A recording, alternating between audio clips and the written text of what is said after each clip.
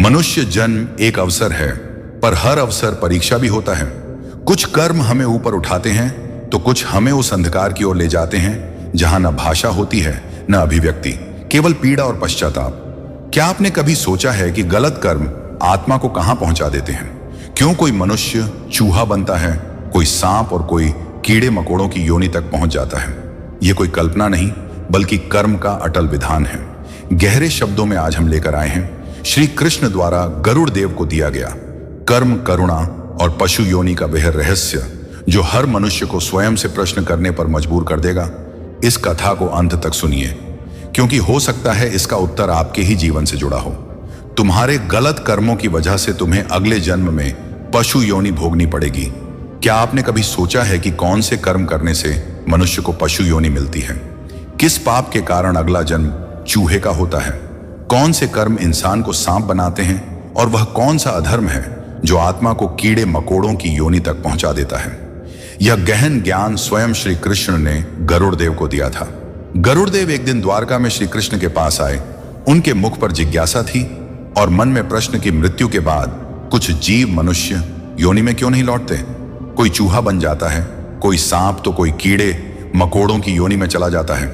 श्री कृष्ण ने शांत स्वर में कहा, गरुड़ कर्म का फल सूक्ष्म है और प्रत्येक आत्मा को वही भोगना पड़ता है जो उसने बोया है। और कथा आरंभ हुई। एक धर्मनिष्ठ ब्राह्मण और उसकी पत्नी का जीवन सादगी, करुणा और धर्म से भरा था। वे हर जीव में ईश्वर देखते थे। गाय, पक्षी, चूहे तक को अन्न देते थे, पर उनका पुत्र संगत में पड़कर नशा, मांस और हिंसा की ओर बढ़ गया। माता पिता का अपमान किया और अंततः उन्हें घर से निकाल दिया। वही पुत्र आगे चलकर जंगल में निर्दोष पशुओं का शिकार करने लगा और उसी पाप के फलस्वरूप रोग, पीड़ा और एकांत में तड़पता रहा। अंततः एक हिंसक पशु के हाथों उसकी मृत्यु हुई। यमपुरी में धर्मराज ने उसके कर्मों का लेखा पढ़ा और दंड सुनाया कि जिसने बेजुबान जीवों को भय और भूख दी, अब वह स्वयं उन योनियों में जाकर उस पीड़ा को भोगेगा। पहले सांप, फिर चूहा, फिर मेंढक और फिर कीड़े मकोड़ों की योनि आत्मा कांप उठी, पर न्याय अटल था। चूहे की योनि में उसने पहली बार समझा कि भय क्या होता है। हर समय बिलों में छिपकर रहना, भोजन के लिए कूड़े में भटकना और हर क्षण किसी के पैरों तले कुचले जाने का डर। उसने जाना कि जिन प्राणियों को वह तुच्छ समझता था वही जीवन कितना पीड़ादायक होता है। फिर जब कर्म क्षीण हुए तो आगे की योनियां मिली और अंत में जब पश्चाताप चेतना बन गया तब कहीं जाकर मानव जन्म का द्वार खुला। श्री कृष्ण ने गरुड़ देव से कहा, जो मनुष्य माता पिता का अपमान करता है, निर्दोष जीवों को पीड़ा देता है, अहंकार और भोग में डूब जाता है, उसे मानव योनि का अधिकार स्वतः खोना पड़ता है।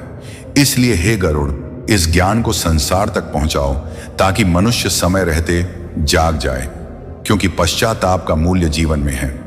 मृत्यु के बाद केवल न्याय शेष रहता है, बल्कि उसे एक अवसर दिया जाता है कि वह अपनी चेतना को ऊपर उठाए या स्वयं को इतना गिरा दे कि अगली बार उसे बोलने के लिए मुख भी न मिले। यह कथा किसी ग्रंथ में नहीं लिखी गई। यह उन आत्माओं की स्मृति है जो अब मनुष्य नहीं रही और जिन्होंने बहुत देर से समझा कि स्वतंत्रता और स्वेच्छाचार में अंतर होता है।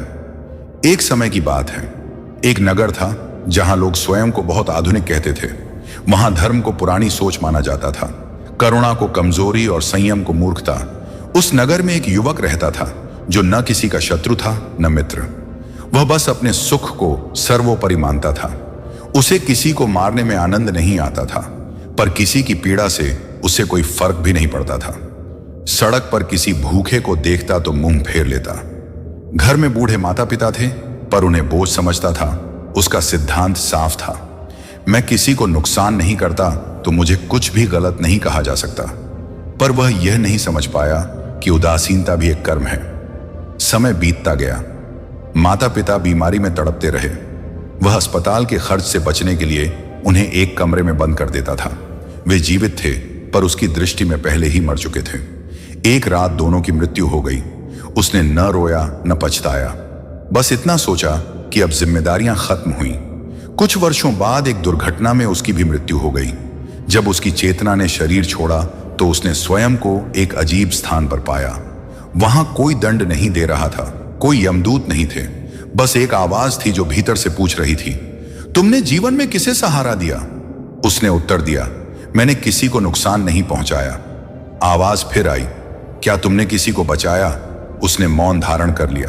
तभी दृश्य बदल गया और वह स्वयं को एक चूहे के शरीर में अनुभव करने लगा। छोटा, कमजोर, हमेशा भय में रहने वाला, हर आवाज पर भागने को मजबूर, हर भोजन के लिए अंधेरे में छिपकर निकलना।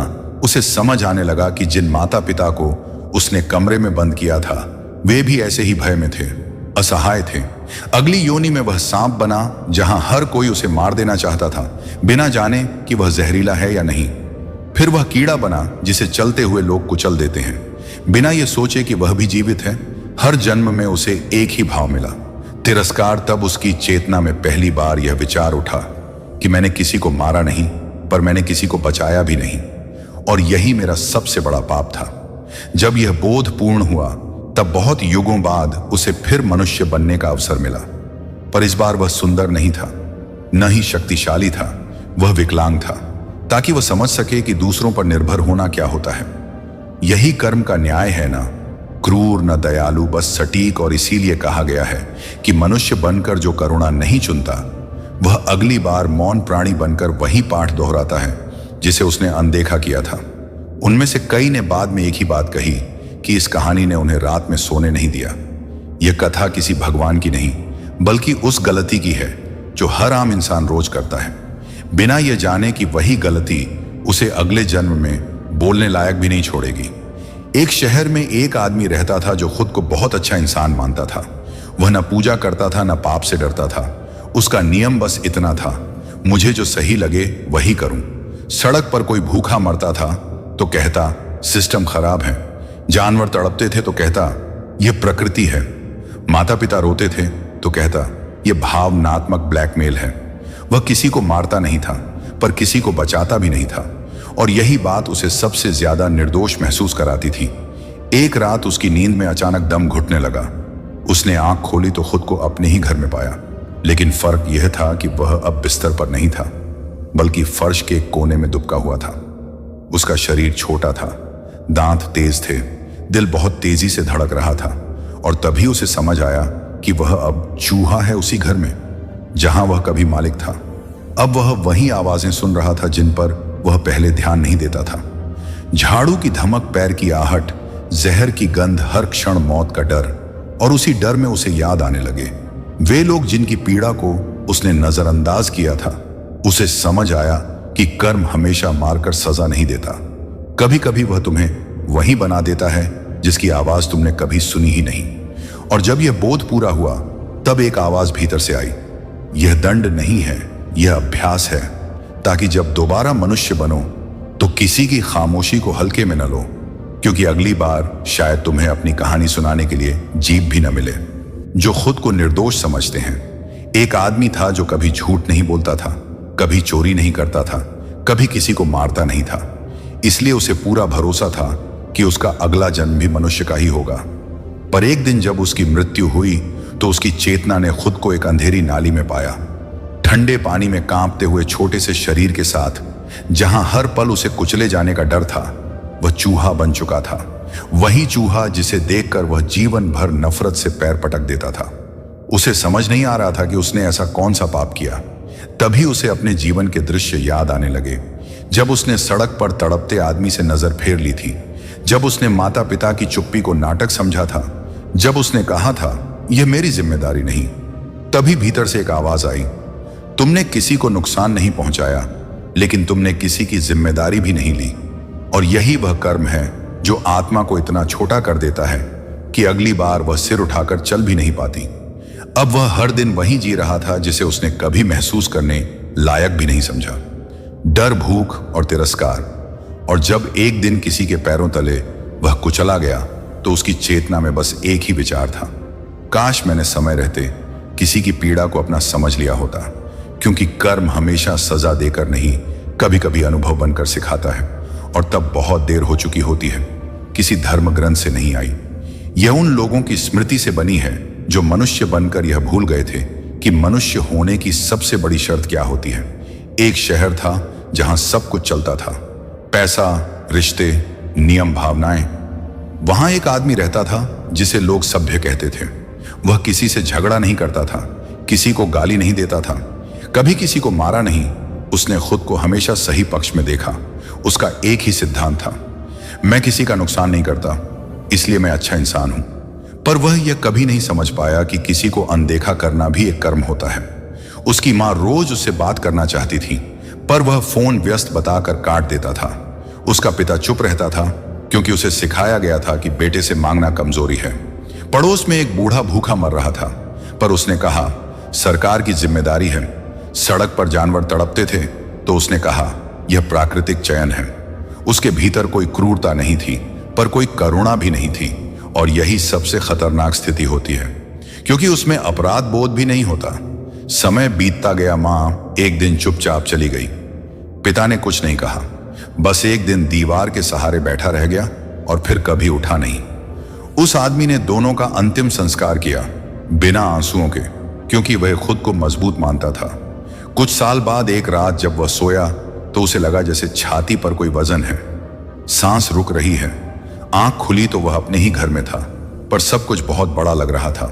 सोफा, दीवार, दरवाजा, और तभी उसने देखा कि उसका शरीर बहुत छोटा है।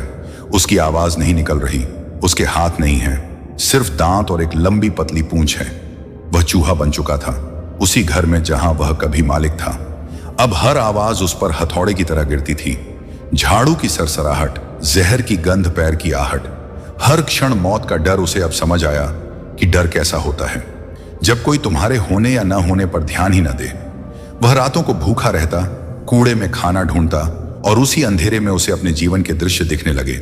मां का फोन, पिता की खामोशी, बूढ़े पड़ोसी की सूनी आंखें, और उसे समझ आने लगा कि मैंने किसी को मारा नहीं, पर मैंने किसी को थामा भी नहीं। और यही वह कर्म था जिसने मेरी आत्मा को इतना छोटा कर दिया कि अब मैं दीवार के कोने में जी रहा हूं। कुछ समय बाद वह जहर से मरा, और फिर उसे अगला अनुभव मिला। वह सांप था, जहां हर इंसान उसे देखते ही पत्थर उठाता था, बिना जाने कि वह जहरीला है या नहीं। और उसे हर बार वही डर लगता था जो उसने कभी दूसरों की पीड़ा देखकर भी महसूस नहीं किया। फिर वह कीड़ा बना जिसे चलते लोग कुचल देते हैं, बिना यह सोचे कि वह भी जीवित है। हर योनि में उसे एक ही पाठ मिला, तुमने जब शक्ति थी तब करुणा नहीं चुनी, अब जब करुणा चाहिए तब शक्ति नहीं है। और जब यह बोध उसकी चेतना में स्थिर हो गया, तब बहुत समय बाद उसे फिर मनुष्य बनने का अवसर मिला। लेकिन इस बार वह सुंदर नहीं था, न अमीर, न स्वस्थ। वह दूसरों पर निर्भर था, ताकि वह हर दिन यह याद रखे कि किसी की अनदेखी करना सबसे आसान पाप होता है, और सबसे भारी भी, क्योंकि कर्म हमेशा सजा नहीं देता। कभी कभी वह तुम्हें वही बना देता है जिसे तुमने कभी महत्व नहीं दिया। और इसीलिए यह कहानी सुनकर अगर तुम्हें बेचैनी हो रही है, तो समझ लो यह कहानी खत्म नहीं हुई है। यह अभी तुम्हारे अंदर शुरू हुई है, जो पूरी जिंदगी खुद को सही समझता रहा। एक साधारण सा आदमी था, न ज्यादा बुरा न ज्यादा अच्छा, बस अपनी दुनिया में व्यस्त। उसने कभी किसी को लूटा नहीं, कभी किसी को मारा नहीं, कभी किसी का हक नहीं छीना। इसलिए जब कोई कर्म फल की बात करता, तो वह मन ही मन मुस्कुरा देता और सोचता यह सब डराने के तरीके हैं। पर उसके जीवन में एक अजीब सी आदत थी, वह हर उस चीज से मुंह फेर लेता था जो उसे असहज कर दे। किसी का रोना, किसी की बीमारी, किसी की जरूरत। अगर मदद करने से उसका समय, पैसा या आराम प्रभावित होता, तो वह खुद को समझा लेता कि मैं अकेला क्या कर सकता हूं। यही सोच धीरे धीरे उसकी पहचान बन गई। मां बूढ़ी हुई तो उसने कहा, डॉक्टर हैं, केयर टेकर हैं, मैं क्यों हर समय रहूं। पिता कमजोर हुए तो उसने कहा, यह उम्र की बात है, मैं क्या करूं। सड़क पर एक्सीडेंट में पड़ा आदमी कराहता रहा, और वह कहकर निकल गया कि एम्बुलेंस आ जाएगी। जानवर भूखे रहे तो उसने कहा, यह प्राकृतिक चक्र है। और वह यह नहीं समझ पाया कि हर बार जब वह मुंह मोड़ता है, तो उसकी आत्मा के भीतर कुछ सिकुड़ता जा रहा है। एक रात अचानक उसकी तबीयत बिगड़ी, सांस उखड़ने लगी, और अस्पताल पहुंचने से पहले ही सब खत्म हो गया। उसे न डर लगा न अफसोस, क्योंकि उसे पूरा विश्वास था कि उसने कोई बड़ा अपराध किया ही नहीं। पर जब चेतना शरीर से अलग हुई, तो उसने खुद को किसी स्वर्ग या नरक में नहीं पाया, बल्कि उसी शहर की एक गंदी गली में पाया। फर्क बस इतना था कि उसका शरीर अब बहुत छोटा था। वह चूहा बन चुका था, नाली के पास कांपता हुआ, हर आवाज पर भागने को तैयार। पहली बार उसने महसूस किया कि डर कैसा होता है, जब हर कोई तुम्हें मार देना चाहता है बिना यह जाने कि तुमने क्या किया है। वह कूड़े में खाना ढूंढता और उसी बदबू में उसे अपने जीवन की यादें सताने लगी। मां की थकी आंखें, पिता की चुप्पी सड़क पर पड़ा वह आदमी, और उसे समझ आने लगा कि जिन पलों को उसने जिम्मेदारी नहीं माना वही अब उसके लिए सजा बन चुके हैं। चूहे की योनि में उसने सीखा कि भूख कैसी होती है और तिरस्कार कैसा। जब लोग उसे देखकर पत्थर मारते थे तो उसे लगता था, क्या मैंने भी किसी को ऐसे ही अनदेखा नहीं किया था। कुछ समय बाद वह जहर से मरा और चेतना फिर आगे बढ़ी। इस बार वह सांप बना, हर जगह डर, हर जगह खतरा, बिना किसी अपराध के भी मारा जाना। और तब उसे पहली बार यह बोध हुआ कि केवल हिंसा ही पाप नहीं होती, कभी कभी संवेदना का अभाव उससे भी बड़ा अधर्म होता है। फिर वह कीड़ा बना जिसे चलते लोग कुचल देते हैं और किसी को याद भी नहीं रहता कि कुछ मरा है या नहीं। हर जन्म ने उसके भीतर एक ही प्रश्न गूंज आया, जब तुम्हारे पास हाथ थे तब तुमने उन्हें क्यों नहीं बढ़ाया। और जब यह प्रश्न उसकी चेतना में पूरी तरह उतर गया तब बहुत समय बाद उसे फिर मनुष्य बनने का अवसर मिला। पर इस बार जीवन आसान नहीं था। वह निर्बल था, अकेला था, ताकि वह हर दिन यह याद रखे कि मनुष्य होना विशेषाधिकार नहीं, जिम्मेदारी है। और यह कहानी इसलिए नहीं सुनाई गई कि तुम डर जाओ, बल्कि इसलिए कि कहीं ऐसा न हो कि अगली बार तुम भी किसी कोने में बैठे यह सोचो कि काश उस दिन मैंने मुंह न मोड़ा होता। जो खुद को सामान्य अच्छा इंसान मानते हैं, न बहुत धर्मी न बहुत पापी, बस अपना काम करने वाले। और यही सोच सबसे खतरनाक होती है, क्योंकि इतिहास सबसे बड़े पतन उन्हीं लोगों के लिखता है जिन्होंने कभी खुद को गलत माना ही नहीं। एक आदमी था, नाम मायने नहीं रखता, क्योंकि वह हर शहर, हर गली, हर घर में मिल जाएगा। वह सुबह उठता, काम पर जाता, समय पर बिल भरता, टैक्स देता, किसी से झगड़ा नहीं करता। इसलिए उसके भीतर एक अघोषित गर्व था कि वह समाज का जिम्मेदार नागरिक है। लेकिन उसके जीवन में एक अजीब सी ठंडक थी। रिश्ते थे पर गर्माहट नहीं, मां थी पर बातचीत नहीं, पिता थे पर संवाद नहीं, पड़ोस था पर संवेदना नहीं। जब कोई दुख सामने आता तो वह कहता, यह मेरी जिम्मेदारी नहीं है। और हर बार जब वह यह वाक्य बोलता, उसकी आत्मा का एक कोना धीरे धीरे सिकुड़ता चला जाता था। उसे यह भी पता नहीं चलता था कि वह भीतर से छोटा होता जा रहा है। मां बीमार पड़ी तो उसने कहा, डॉक्टर हैं, दवाइयां हैं, मैं ऑफिस से छुट्टी कैसे लूं। पिता ने एक दिन कहा, मुझे अकेलापन लगता है, तो उसने जवाब दिया, आपको आदत डालनी चाहिए, दुनिया बदल गई है। पड़ोस में एक औरत रात को रोती थी पर उसने दरवाजा बंद कर लिया। यह सोचकर कि मुझे झंझट में नहीं पड़ना चाहिए, सड़क पर एक घायल कुत्ता तड़पता रहा, पर उसने कहा, नगर निगम का काम है। उसने किसी को मारा नहीं, किसी को लूटा नहीं, किसी को धोखा नहीं दिया। इसलिए जब कभी कर्म या दंड की बात आती तो वह हंस देता और सोचता, यह सब डराने के लिए है। जीवन यूं ही चलता रहा और एक दिन बिना किसी चेतावनी के उसका दिल रुक गया। अस्पताल पहुंचने से पहले ही सब खत्म हो गया। उसे जाते समय कोई पछतावा नहीं था, क्योंकि उसके हिसाब से उसने कोई गलत काम किया ही नहीं।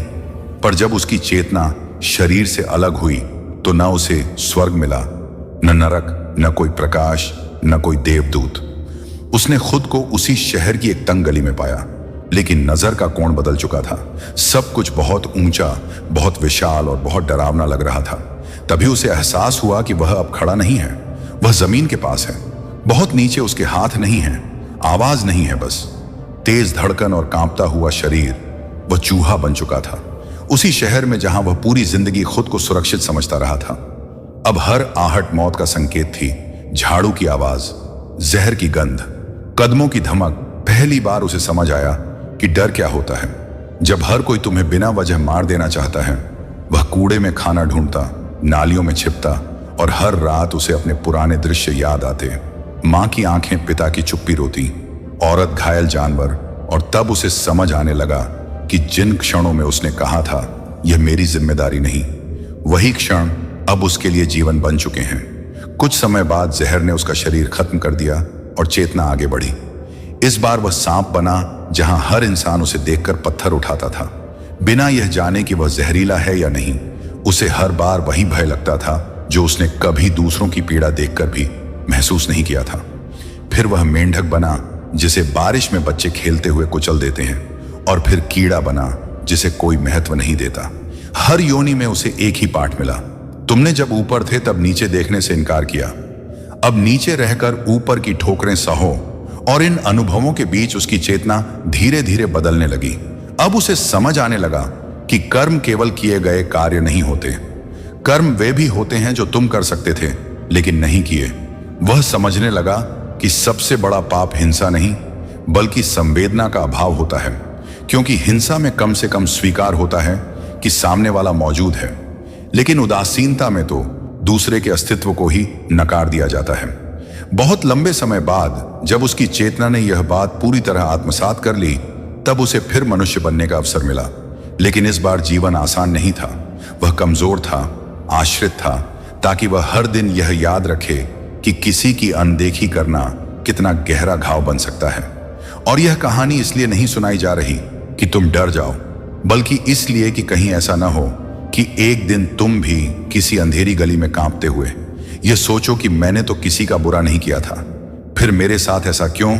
और तब जवाब देने वाला कोई ना हो, क्योंकि कर्म हमेशा चेतावनी देकर नहीं आता। कभी कभी वह चुपचाप तुम्हें वही बना देता है जिसे तुमने पूरी जिंदगी नजरअंदाज किया था। अगर तुम्हें लगता है कि यह कहानी बहुत लंबी है तो इसे छोड़ दो, क्योंकि जिन लोगों ने अपने जीवन में कभी रुककर खुद को नहीं देखा, वही लोग हर कहानी को लंबा और हर चेतावनी को बेकार समझते हैं। यह कथा किसी पापी की नहीं बल्कि उस व्यक्ति की है जो जीवन भर यह कहता रहा कि मैं जैसा हूं वैसा ठीक हूं, मुझे किसी को कुछ साबित नहीं करना। और यही वाक्य धीरे धीरे उसकी आत्मा का सबसे बड़ा झूठ बन गया। वह एक पढ़ा लिखा इंसान था, सभ्य भाषा बोलता था, मीटिंग में नैतिकता की बातें करता था, सोशल मीडिया पर सही गलत पर लंबी पोस्ट लिखता था। लोग उसे समझदार मानते थे, लेकिन उसके जीवन में एक चीज लगातार गायब थी।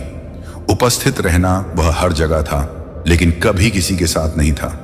माँ बोलती थी तो वह मोबाइल देखता था, पिता कुछ कहना चाहते थे तो वह हाँ हाँ कहकर टाल देता था, पत्नी की आंखों में थकान थी लेकिन वह उसे मूड स्विंग कह देता था।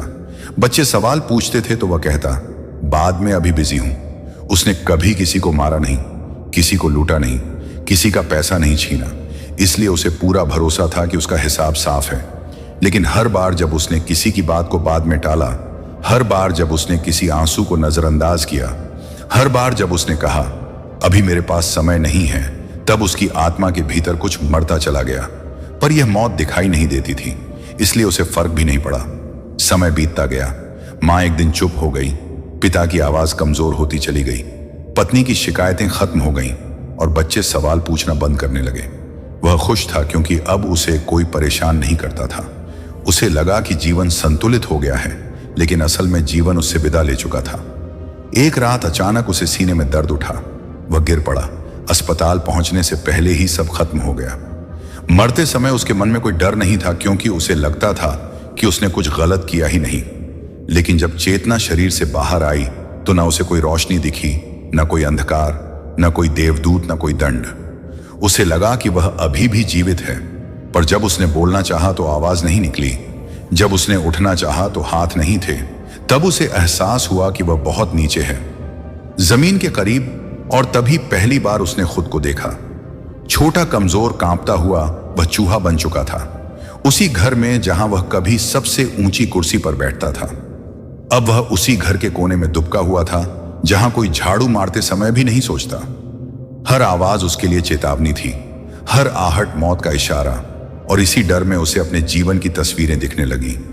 मां की आंखें जो बोलते बोलते रुक गई थीं, पिता का अधूरा वाक्य, पत्नी की थकी मुस्कान, बच्चों का इंतजार। और उसे समझ आने लगा कि उसने कभी किसी को मारा नहीं, लेकिन उसने हर किसी को अकेला जरूर किया था।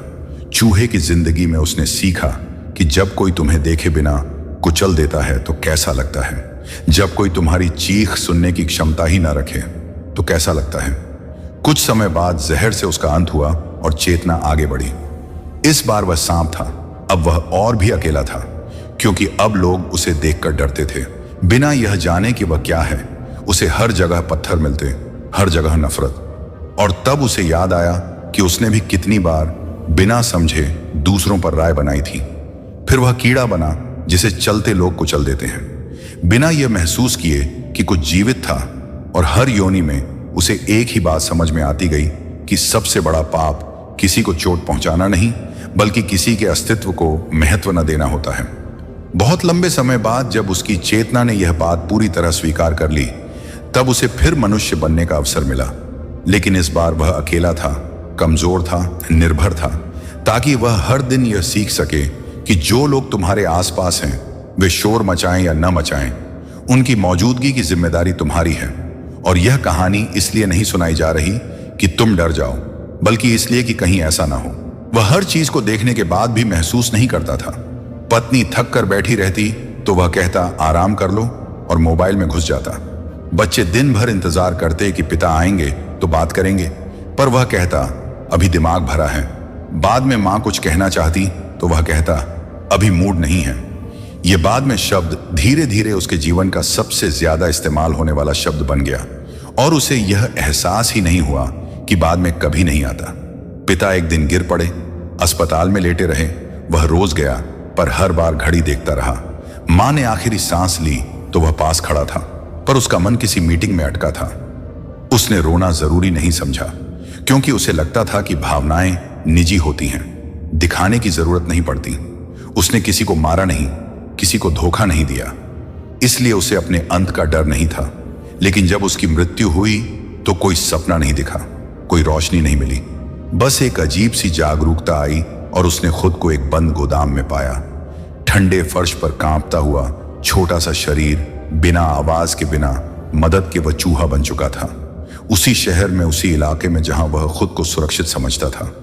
अब हर दिन उसके लिए भागने का अभ्यास था, हर रात डर का पाठ, और उसी डर में उसे अपनी जिंदगी के दृश्य दिखने लगे। पत्नी की पीठ, मां की आंखें, बच्चों का इंतजार, और उसे पहली बार समझ आया कि सबसे गहरी चोट तब लगती है जब सामने वाला मौजूद होकर भी अनुपस्थित हो। कुछ समय बाद जहर ने उसका अंत किया और चेतना आगे बढ़ी। इस बार वह सांप था, और अब उसे यह समझ आया कि बदनामी कैसी होती है। बिना कुछ किए भी मारे जाने का डर। फिर वह कीड़ा बना, और अब उसने सीखा कि अस्तित्व खो देना क्या होता है। हर जन्म ने उससे एक ही सवाल पूछा, जब तुम्हारे पास समय था तब तुमने उसे क्यों बचाया? और जब चेतना पूरी तरह टूट गई, तब बहुत समय बाद उसे फिर मनुष्य बनने का अवसर मिला। पर इस बार वह बोल नहीं पाता था, ताकि वह समझ सके कि सुनना क्या होता है। और यह कहानी इसलिए सुनाई जा रही है क्योंकि अगर तुम अभी भी सोच रहे हो कि यह किसी और की कहानी है, तो शायद अगली बार तुम्हें भी इसे बोलने के लिए शब्द न मिले। उसने सबसे पहले गाय के लिए चारा पक्का किया, फिर अपने लिए खाना, और यहीं से उसका जीवन पटरी पर आने लगा। वह अमीर नहीं बना, उसके दुख पूरी तरह खत्म नहीं हुए, लेकिन वह टूटा हुआ आदमी फिर कभी नहीं बना। उसने समझ लिया था कि ईश्वर हर किसी को सब कुछ नहीं देते, लेकिन इतना जरूर देते हैं कि वह संभल सके। और इस कहानी में गौ माता कोई चमत्कारी शक्ति नहीं, बल्कि वह दर्पण थी जिसमें उस आदमी ने खुद को दोबारा पहचाना। यही वजह है कि यह कथा सुनने वाला यह समझ पाता है कि भाग्य से आगे भी जीवन है, और वह जीवन कर्म, जिम्मेदारी और धैर्य से बनता है। जय श्री कृष्ण। जीवन में सब कुछ धीरे धीरे छिन जाता है, और वह यह भी तय नहीं कर पाता कि अब रोए या चुप रहे। तब उसकी असली परीक्षा शुरू होती है। यह कथा ऐसे ही एक साधारण किसान की है, जिसके पास कभी 2 बैल, थोड़ी जमीन और एक भरी पूरी गृहस्थी हुआ करती थी। पर कर्ज, बीमारी और समय की मार ने सब कुछ छीन लिया। बैल बिक गए, जमीन गिरवी रखनी पड़ी, बच्चे शहर चले गए और लौट कर नहीं आए। घर में बची तो सिर्फ एक बूढ़ी गाय और उसकी पत्नी की यादें। वह किसान रोज सुबह उठकर उसी गाय के सामने बैठ जाता, न पूजा करता, न मंत्र पढ़ता, बस इतना कहता था कि तू भी मेरी तरह अकेली है मां, हम दोनों एक दूसरे को देखकर दिन काट लेंगे। कई बार ऐसा हुआ कि चूल्हा नहीं जला, कई बार गांव वालों ने ताना मारा कि अब भी गाय पाल रहा है, बेच दे, इससे क्या मिलेगा। पर वह हर बार यही कहता कि जिसने साथ नहीं छोड़ा उसे मैं कैसे छोड़ दूं। यही जिद धीरे धीरे उसका स्वभाव बन गई। वह शराब नहीं पीता, झगड़ा नहीं करता, बस काम की तलाश करता और शाम को गाय के पास बैठ जाता। और यहीं से उसका जीवन चुपचाप बदलने लगा। कोई बड़ा चमत्कार नहीं हुआ, पर एक दिन गांव की समिति ने उसे गौशाला की देखरेख का छोटा सा काम दे दिया। फिर स्कूल में दूध सप्लाई का जिम्मा मिला, फिर पंचायत में उसे भरोसेमंद आदमी मान लिया गया, और उस किसान को पहली बार महसूस हुआ कि दुनिया उसे देख रही है। उसकी ईमानदारी को पहचान रही है। उसे समझ आया कि भाग्य एक झटके में नहीं बदलता, पर जो आदमी अपने कर्म से भागता नहीं, वह धीरे धीरे अपने लिए जगह बना लेता है। और इस पूरी कहानी में गौ माता कोई देवी बनकर नहीं आई, बल्कि एक जिम्मेदारी बनकर आई, जिसने उस आदमी को गिरने नहीं दिया। यही वजह है कि यह कथा सुनने वाला समझ पाता है कि दुख ईश्वर की सजा नहीं, बल्कि इंसान को टिकाऊ बनाने की प्रक्रिया है। जय श्री कृष्ण। और जिम्मेदारियां अचानक सिर पर आ गिरें, तब इंसान या तो टूट जाता है या फिर भीतर से मजबूत होना सीख जाता है। यह कथा एक ऐसी स्त्री की है जिसके पति की मृत्यु के बाद समाज ने उससे उम्मीद ही छोड़ दी थी। गांव में लोग कहते थे, अब यह क्या करेगी, न पढ़ी लिखी, न जमीन, न बेटा, बस एक पुरानी गाय और 2 छोटे बच्चे। पर उसी गाय ने उसे हर सुबह उठने का कारण दिया। वह अंधेरे में उठकर पहले गाय को चारा देती, बच्चों को सुलाकर काम पर निकल जाती, कभी खेत में मजदूरी, कभी दूसरों के घर बर्तन, और शाम को थकी हुई लौटकर फिर उसी गाय के पास बैठ जाती। कई बार बच्चों के लिए दूध नहीं बचता, कई बार खुद बिना खाए सोना पड़ता, पर उसने कभी गाय को मार नहीं दी, कभी गुस्से में कुछ नहीं कहा, और यही उसका सबसे बड़ा कर्म बन गया। समय लगा, बहुत समय लगा, पर धीरे धीरे गांव वालों का नजरिया बदला। लोग उसे कमजोर नहीं बल्कि मजबूत कहने लगे।